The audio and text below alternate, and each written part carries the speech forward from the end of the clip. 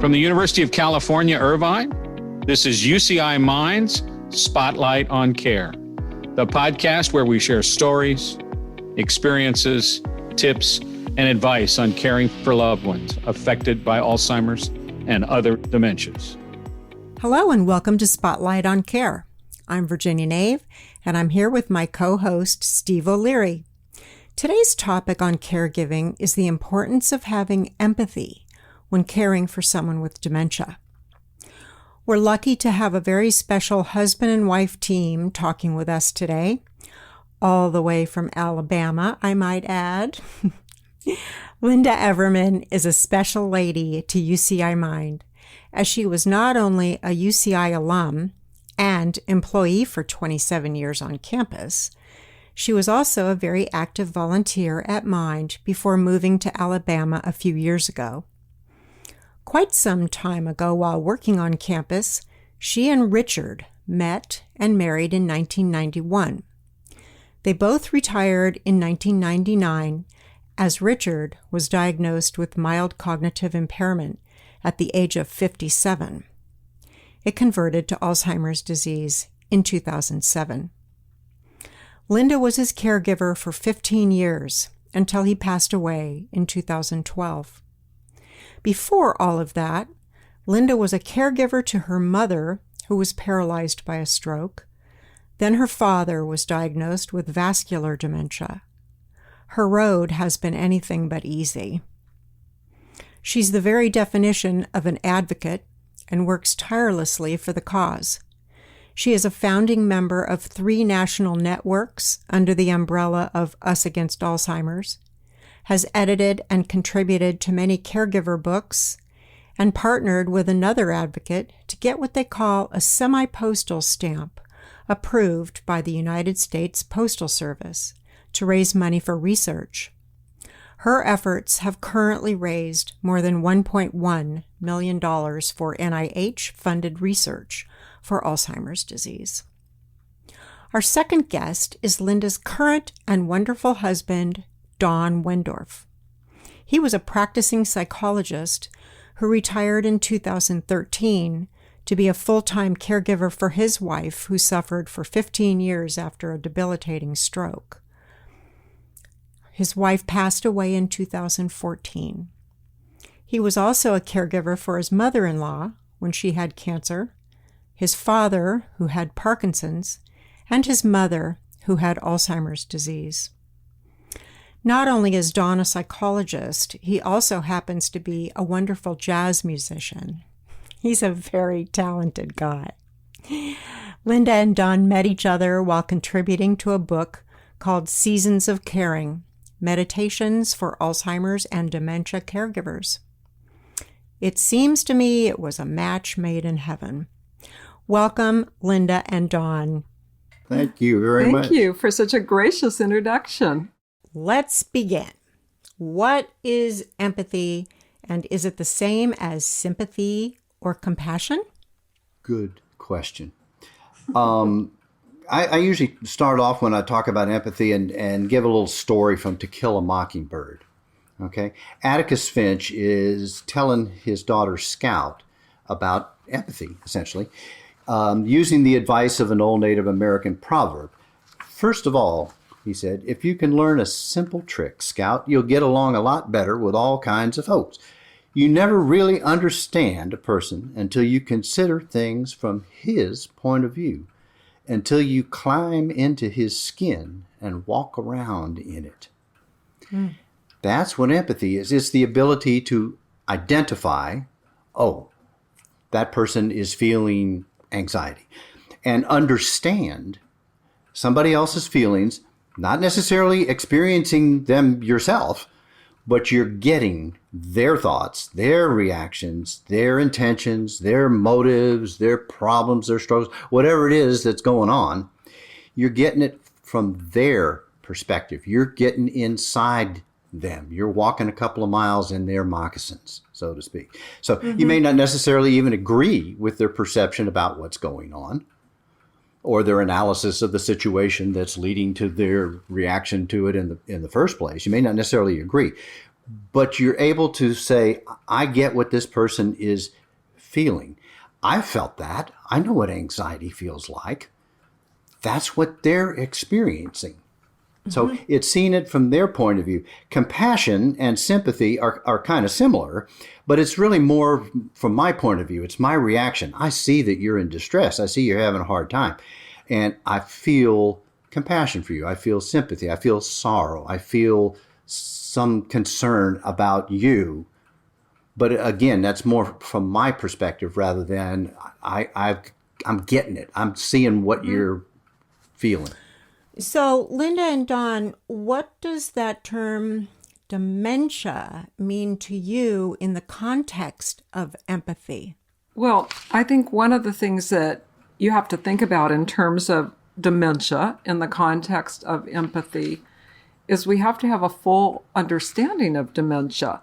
And, until you have been a care partner, you might believe that dementia or Alzheimer's is only memory loss. But memory loss it's very evident. Of course, being deeply forgetful is one of the first signs, but it's really only the tip of the iceberg with dementia. And memory loss and other manifestations vary with the type of dementia and also at the stage of dementia. So less obvious are things like changes in thinking, changes in language, changes in judgment, problem solving, perception, sensation, smell, gait, balance, coordination, inhibitions, impulse control, a sense of time, a sense of humor, having filters, having bodily controls. It's very pervasive. And, so you have to get past thinking of Alzheimer's or dementia as just being forgetful. And this creates a challenge for care partners because we might not recognize it. And of course, we don't want to recognize it. So we might write it off. We might write off the not balancing the checkbook as being under stress, or not remembering the doctor's appointment as, we're retired. We can't keep track of what our days are. And an example that comes to mind for me is with my late husband is I had a social worker to come to the house to help me evaluate Richard's level of dementia. And I went off to another room while she was in the house, and she had finished her visit. And as I was walking to the door about an hour later, she said to me, well, Linda, for the first 20 to 30 minutes I was there, I thought you were making this up. She was like, I couldn't see anything going on with Richard. But she said after 20 to 30 minutes, he began to repeat himself. And he became very anxious that you weren't in the room.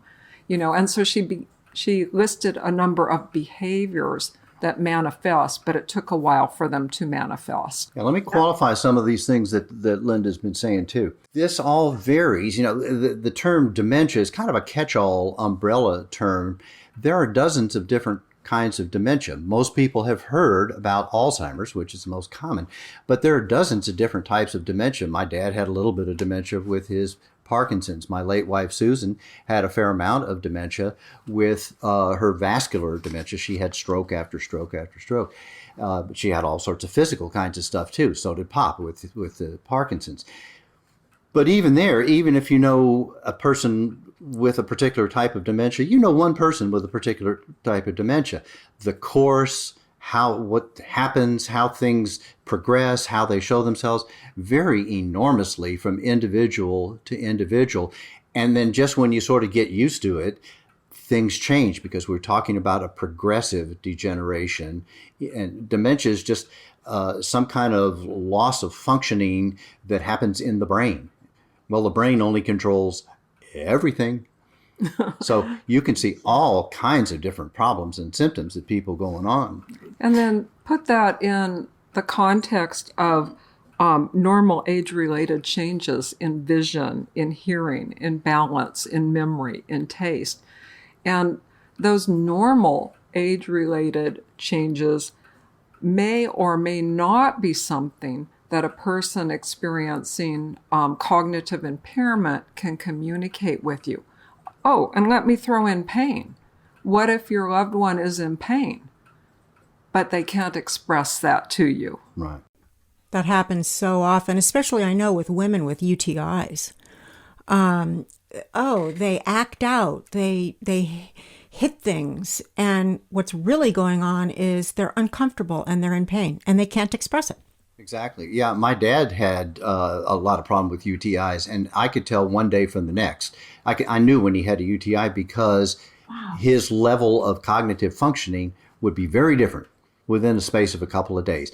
Get him on an antibiotic, a couple of days, he's back to where he was beforehand. So people learn to look for that kind of stuff. And let's make it even a little more complex by adding in that some people are very aware of their changes and their losses, and others are not. Especially early on. And so, for instance, Richard was very aware in the early stages of his difficulties that he was having. And then add into that, how do you react to grief and to loss? Are you a person who is able to express it to your loved ones? Or are you someone who puts it inside? Or are you someone who, instead of expressing sadness, I'm going to express anger? Right. Because we're still individuals. Even if you got dementia, you're still an individual. You're still a person with your own history, your own experiences, your own personality, your own different ways of expressing things. My mother never did realize that she had Alzheimer's. My mom didn't either. She knew there was something wrong. I always say that to people. She knew there was something wrong, but she could never say what it was. Yeah, and yet my mom was very aware that she needed my help on all kinds of stuff. She didn't have labels to say, oh, yes, I have dementia. I cannot do this anymore. She knew she had to ask me for help. Now, Steve's wife, that was different, wasn't it, Steve? Yeah, I was just going to ask you, Donna. I run a men's group with probably about 20 different guys have gone through that group over the last 7 years. And one of the things we've picked up on is the awareness of the disease is an asset if they're recognizing it, because it seems to make it easier for both the patient to accept or understand a little bit, at least in the beginning, what's going on, and then also certainly for the caregiver that the person is accepting the fact that they have the disease. That was Patty's case. That was the value of testing. I very much agree with that. Although, it's kind of a double-edged sword, because then also that person is very aware of what they can't do, of what's going on, what's going to progress from there, what they're losing. So there's a real grieving process that goes on, like Lynda was talking a minute ago. May not show up as grieving. They may not be able to express, I'm sad because I can't do this anymore. It may look like anger, especially in men. Men love to cover up all sorts of emotions with anger. There's pluses and minuses about it, I guess. So you're going to go on to talk about person-centered care. What is person-centered care?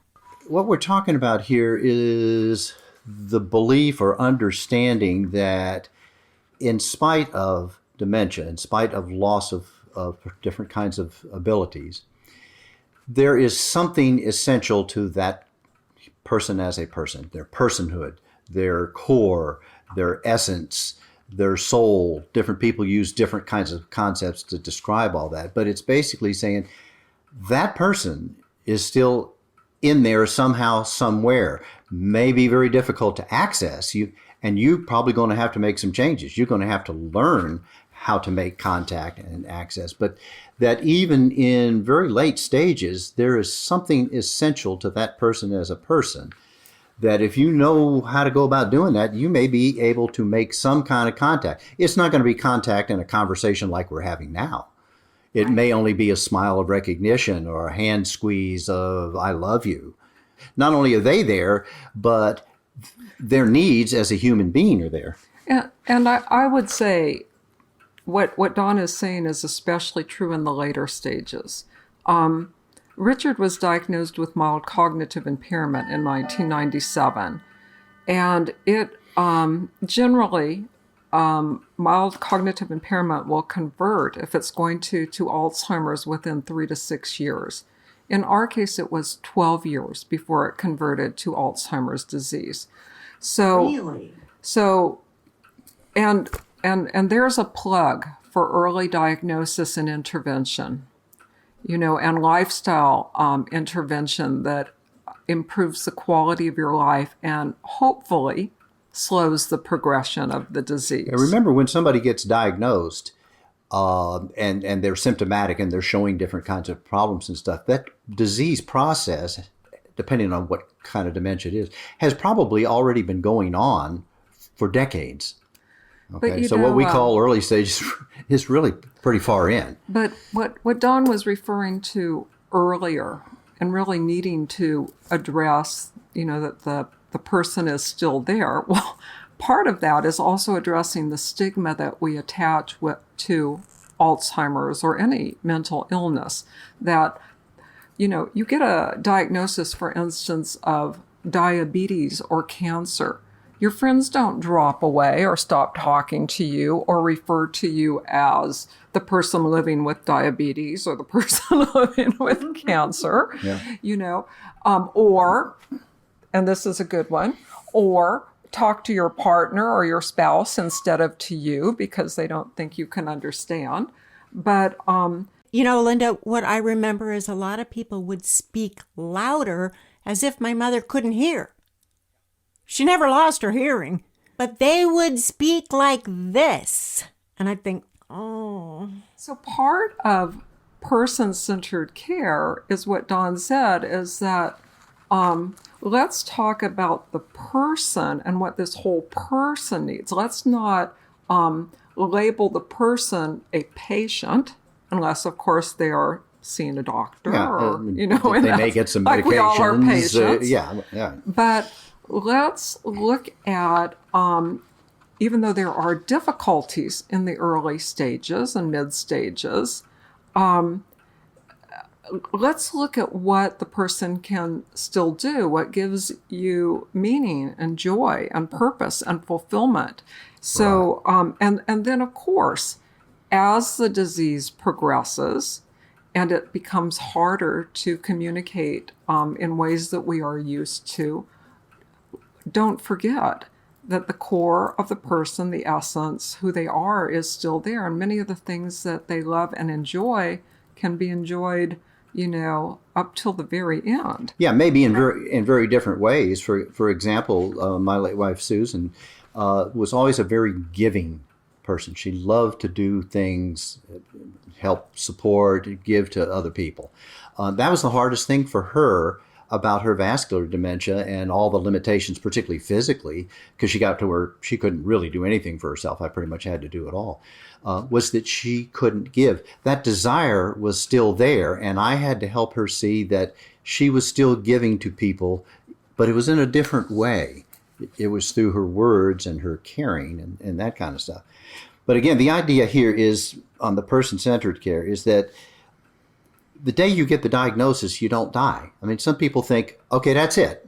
They got Alzheimer's, that's it. Forget it, move on to the next person. You're living with that, sometimes for many, many years. I mean, we have very good friends who have had Alzheimer's for 15 or 20 years who are still doing podcasts, going around giving talks, writing chapters for books, performing in bands or singing, doing part-time pastoring, kayaking, doing all kinds of amazing things. You're still a person. Yes, it's in the context of dementia, which is very real and has to be dealt with. And it takes a lot more effort.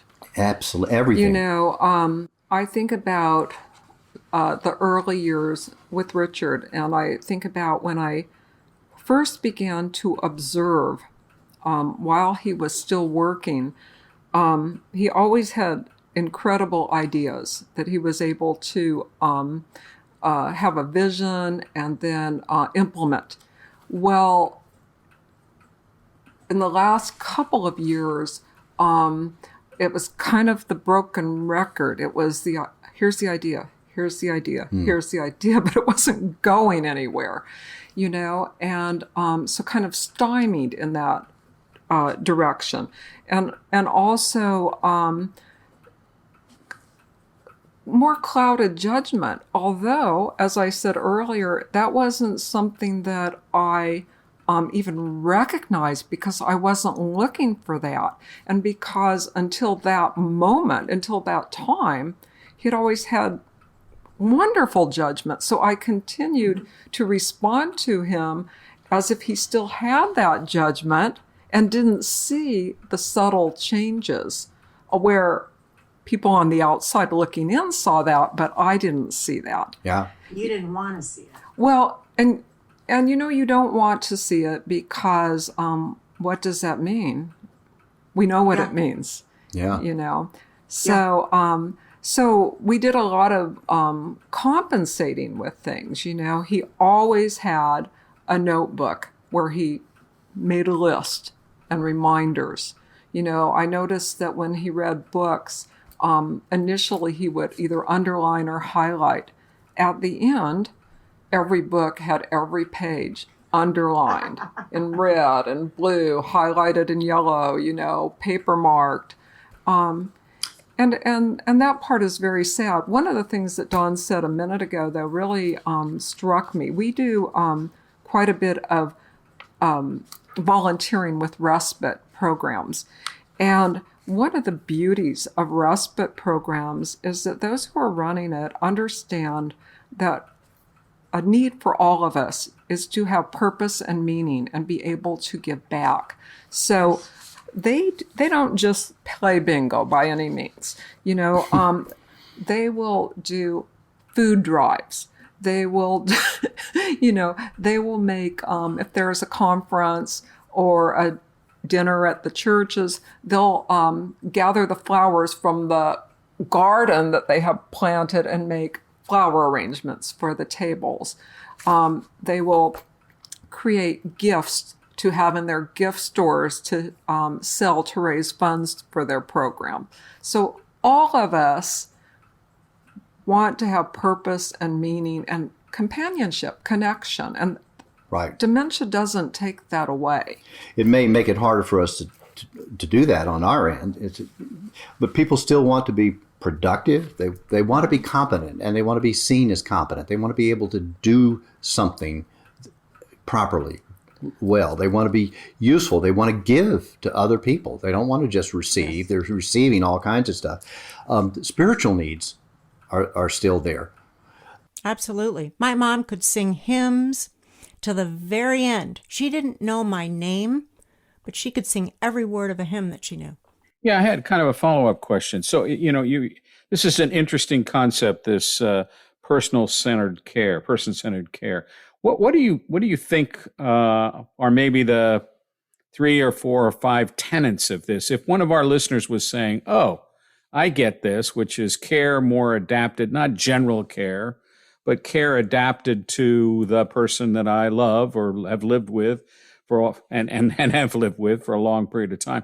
What are the 4 or 5 things that they ought to be conscious of that we can kind of stick in their brain? Well, I think first of all, you kind of flip the lens and look at the person that you love and think about what are the things that drew you to this person?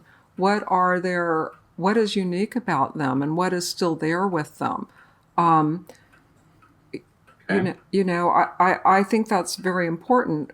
For Richard was always a contributor and very generous, and he had a lot of interest. When I finally had to move him to assisted living, I You have to fill out the form that says, do they eat broccoli? Well, who cares?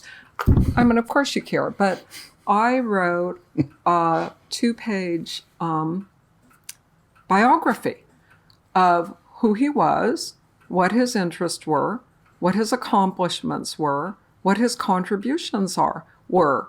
And I wanted that to go in his care notebook, hopefully, so that the care partners there would talk to him about flying, golfing, computing, architecture, books, politics, music, Right.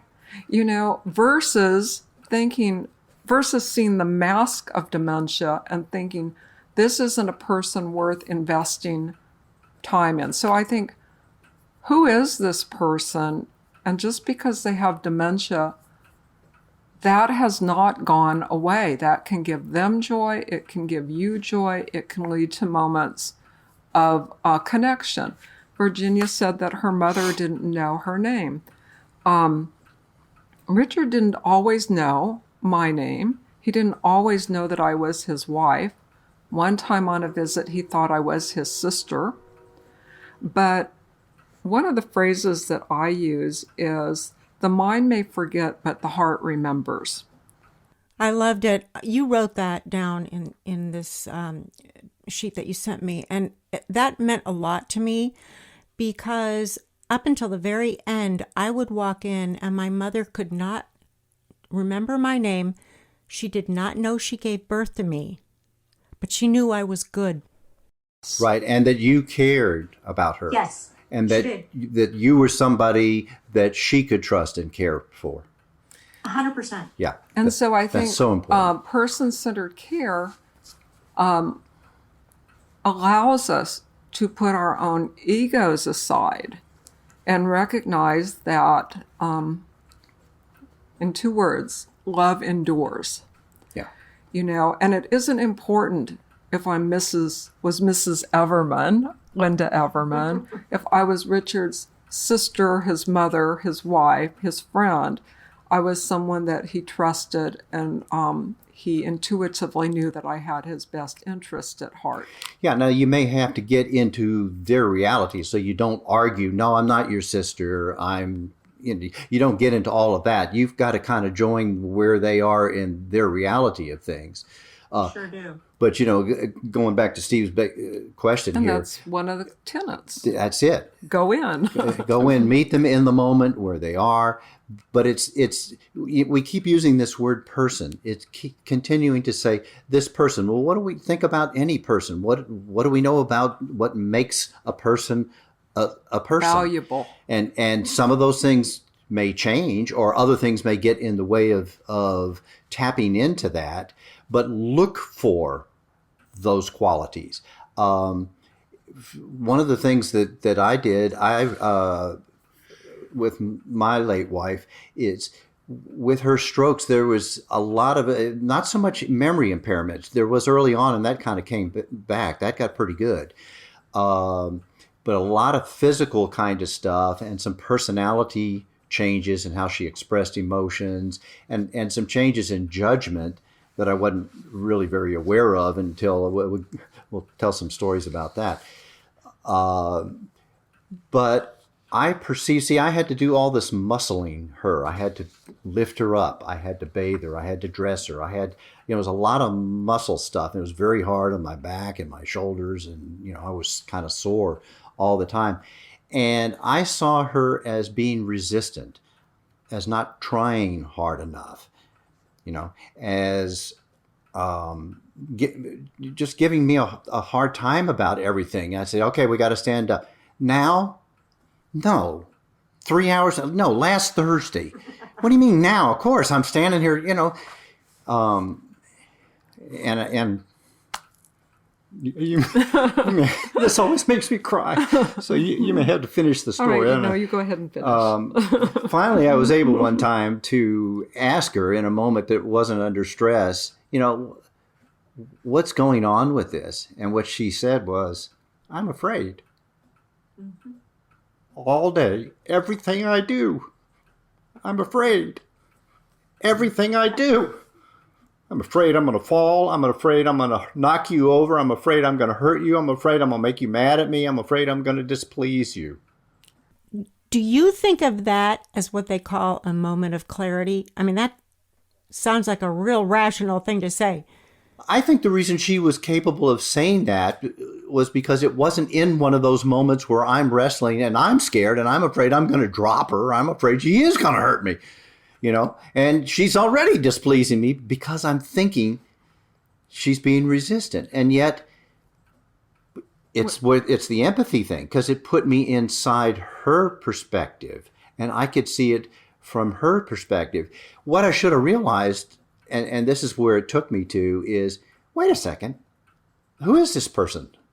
This is the person you fell in love with, a resistant, oppositional person? No, that's not who she ever was. Right. We try to, I think that experience, rather than describing it, tells you how you get to empathy.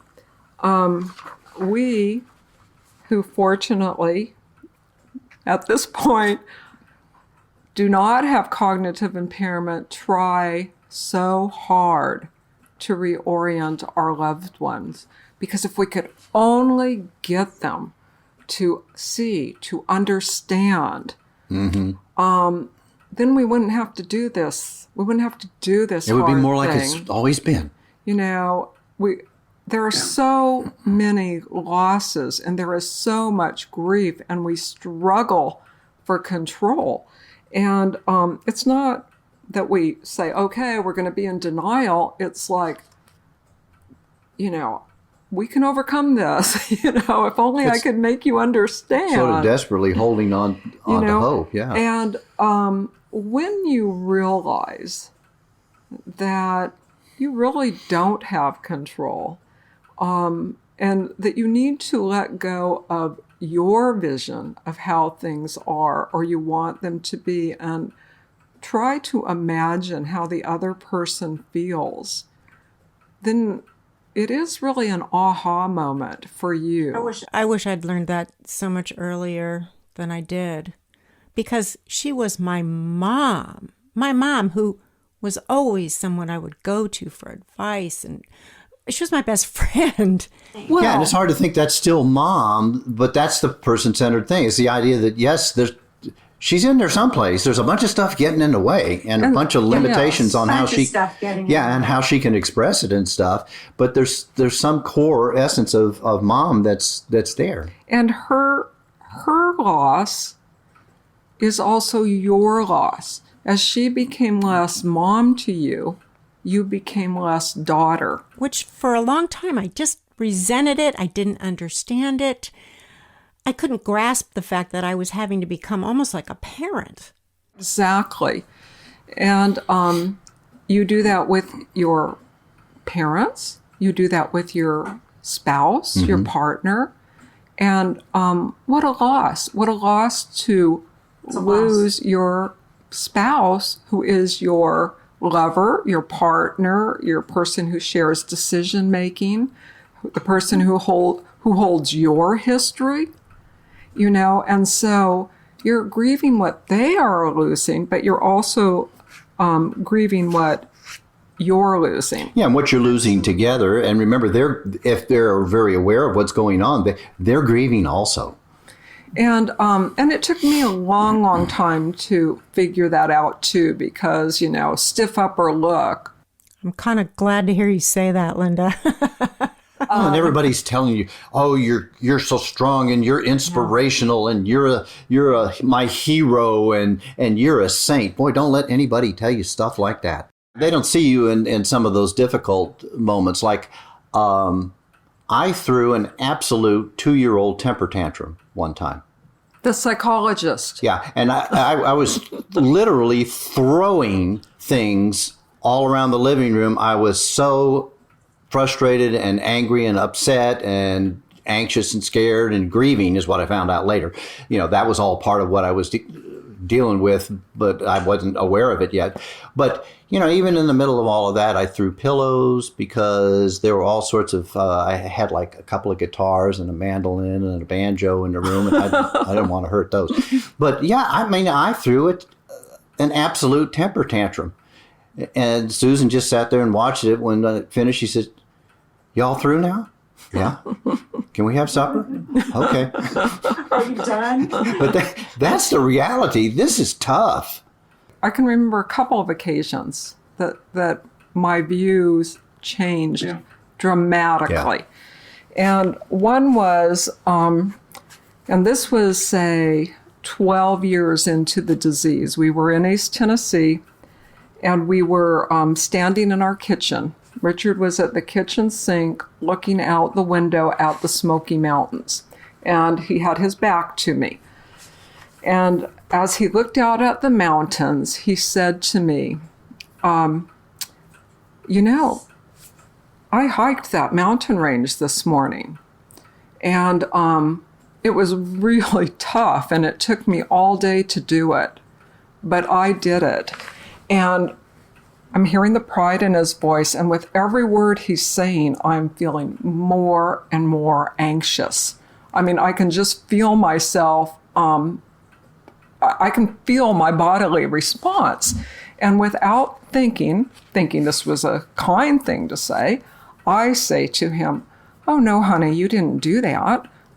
You were here with me all morning." And, if I can only make him see how things are, we wouldn't have to be here, right?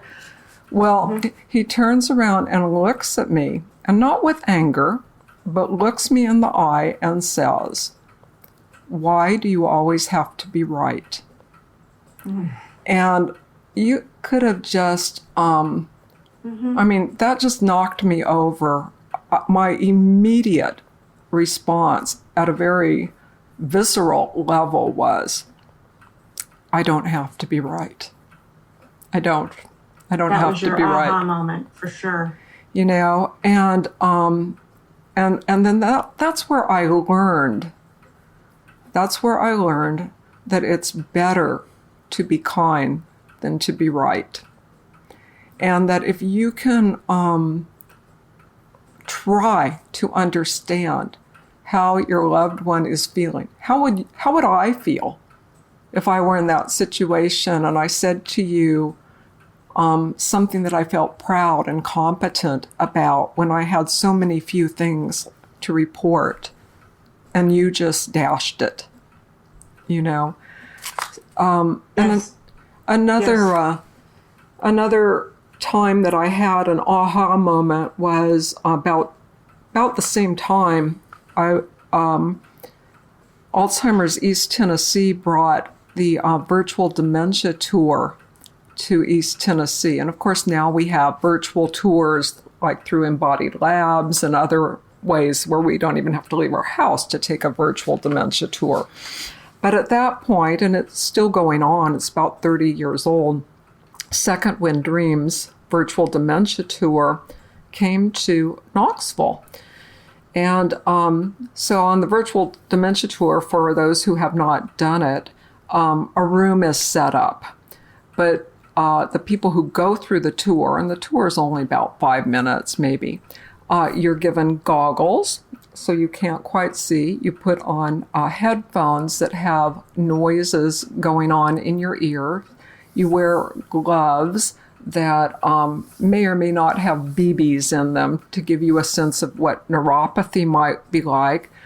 There's something that goes in your shoes. So basically, your physical senses are both obscured and bombarded at the same time. Mm-hmm. And then you are led into a room where the lights are dim because, if you had cataracts or macular degeneration, you might not be able to see as well. And through the earphones, through the noise, what you can hear, somebody is talking in a very insistent voice and telling you what things that need to be done. Pick up that laundry and fold it. Now move over there and put that glass in the sink. But you're given instructions. And I thought I knew everything about dementia, what my loved one was experiencing, and this is happening to me, and within just a couple of minutes, once again, I'm so anxious. I'm perspiring. I can feel my heart beating, and I'm about to burst into tears. And about that time, one of the volunteers comes up and puts both hands on one of my arms, on my arm and my shoulder, and says in a very comforting voice, "Don't worry, I'm here to help you." And all of that tension just went out of my body. And so I realized with that, I mean, it was such an experience. I realized so many of the difficulties that someone with dementia can be experienced, not just memory loss, folks, also how powerful is the ministry of presence. How powerful is human touch and a soothing voice and reassurance? You know, you don't have to do heroic things to help your loved one. You almost wish all caregivers would experience what you did. Well, we can't thank you enough for being here. It's probably time to wrap this one up, but I want to go to the poem that you and Don sent me called "If I Get Dementia." And Lynda will start that, and it just kind of helps you understand what it might be like if you did get dementia. Yes, this is a beautiful poem that was written by Rachael Wonderlin, and it's called "If I Get Dementia." If I get dementia, I want my friends and family to embrace my reality. If I get dementia, I don't want to be treated like a child. Talk to me like the adult that I am. If I get dementia, I still want to enjoy the things that I've always enjoyed. Help me find a way to exercise, read, and visit with friends. If I get dementia, ask me to tell you a story from my past. If I get dementia and I become agitated, take the time to figure out what is bothering me. If I get dementia, treat me the way that you would want to be treated. If I get dementia, make sure there are plenty of snacks for me in the house. Even now, if I don't eat, I get angry. And if I get dementia, I may have trouble explaining what I need. If I get dementia, don't talk about me as if I'm not in the room. If I get dementia, don't feel guilty if you cannot care for me 24 hours a day, 7 days a week. It's not your fault, and you've done your best. Find someone who can help you, or choose a great new place for me to live. If I get dementia and I live in a dementia care community, please visit me often. If I get dementia, don't act frustrated if I mix up names, events, or places. Take a deep breath. It's not my fault. If I get dementia, make sure I always have my favorite music playing within earshot. If I get dementia and I like to pick up items and carry them around, help me return those items to their original places. If I get dementia, don't exclude me from parties and family gatherings. If I get dementia, know that I still like receiving hugs or handshakes. If I get dementia, remember that I am still the person you know and love. Well, Steve and I cannot thank you both enough for being here with us today, sharing stories and advice, and I feel certain that you'll join us again. At least I hope so. Absolutely. Yeah, I would just like to add my thanks as well. You guys are special, and your understanding is special, and it's a great opportunity for us to have you on. And for our listeners, please join us again soon on Spotlight on Care. Spotlight on Care is produced by the University of California, Irvine Institute for Memory Impairments and Neurological Disorders, UCI Mind. Interviews focus on personal caregiving journeys and may not represent the views of UCI Mind. Individuals concerned about cognitive disorders, prevention, or treatment should seek expert diagnosis and care. Please subscribe to the Spotlight on Care podcast wherever you listen. For more information, visit mind.uci.edu.